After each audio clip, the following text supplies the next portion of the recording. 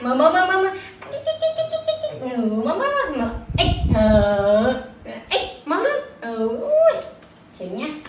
chịu nha ui ai lôi tiền mơ cái lôi mẹ cái lôi mẹ mơ sần mơ ôi lôi mẹ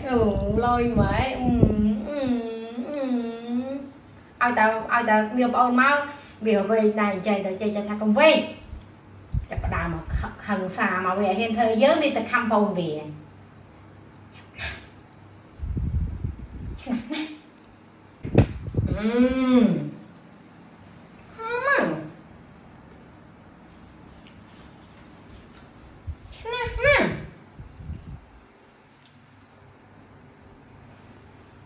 tái miên hạt và tái tê dương nâng nô